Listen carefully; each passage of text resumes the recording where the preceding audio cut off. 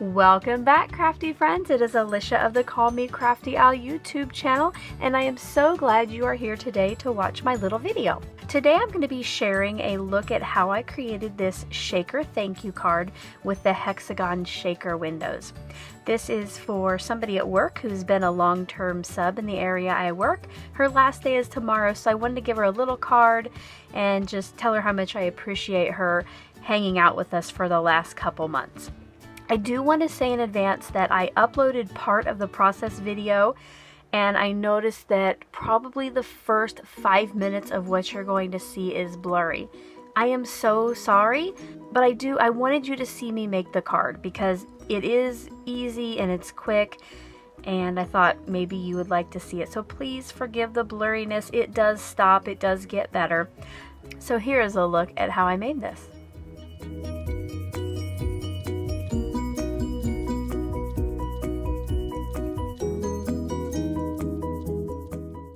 When I got started on this card, I really did not have an idea of what the finished product would look like. So I just cut down both of my pattern papers to 4 by 5 1/4, and then I did my card base just in half to 5 1/2 by 11.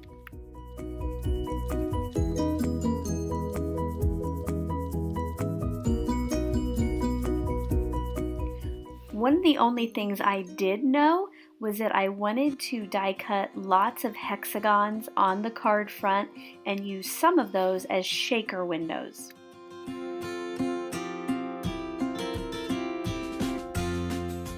Each time I placed the die down again, I just kind of eyeballed it and used some Scotch removable tape to hold the die in place while I ran it through the Cuttlebug.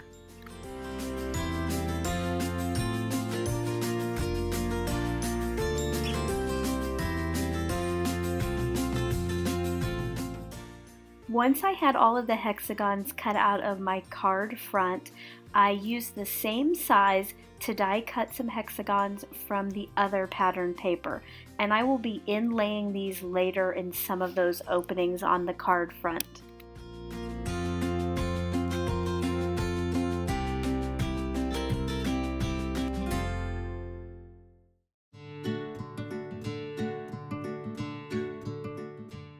The next thing I did was pull out a piece of clear cardstock, and I quickly trimmed a piece that would fit behind all of the openings in the card front.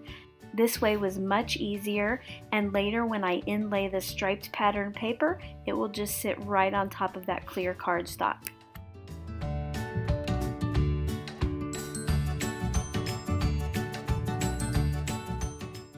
Like I said before, I really wasn't sure where I was going with this card, so here I'm just trying to get an idea of how I want the pattern papers and how many openings I want to leave.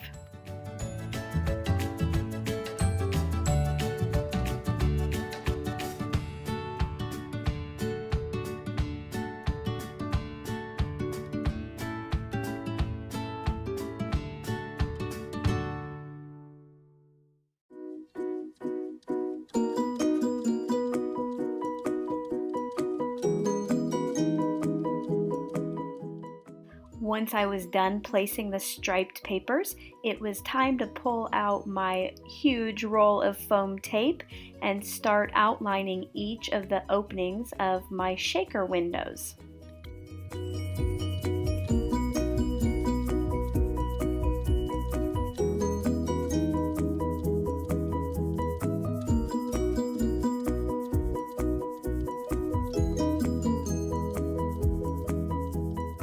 Because I wanted my shaker bits to stay within each of the hexagon windows instead of just floating around in all 3 together, I cut a piece of my foam tape in half and used those in between each of the die cut shapes.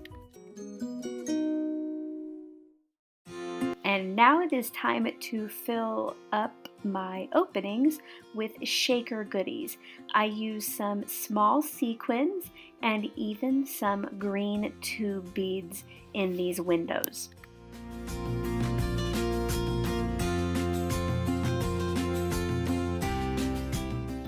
Now that I have all of my shaker bits in there, I started to remove the backing from the foam tape, and I'll be using just that scrap of craft cardstock to adhere to the back of the window because that matched the look of the card front. It was a craft background.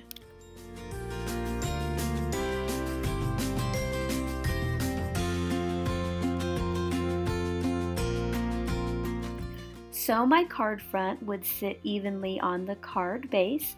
I used some of the foam tape that I used for the windows around the other edges of the card. Now when I go to adhere this to the card front, I will add some adhesive to the craft cardstock with my ATG gun so that will stay nice and stuck down on there.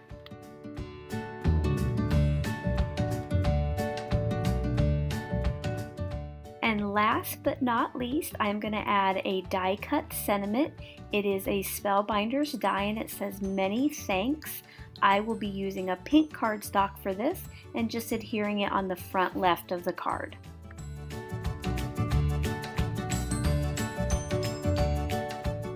If you have been visiting my channel very long, you will recognize this beauty, my Xyron sticker maker. It is my favorite tool to use for die cuts like this.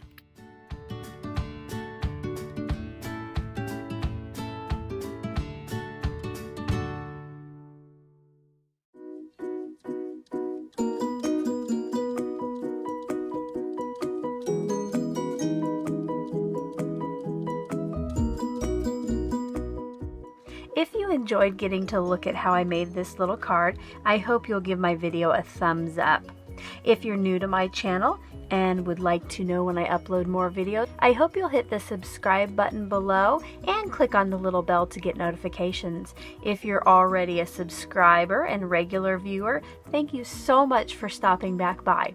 As always, if you have any questions, please leave those below. I'll answer them just as soon as I can. I hope you're having a crafty day. Bye-bye.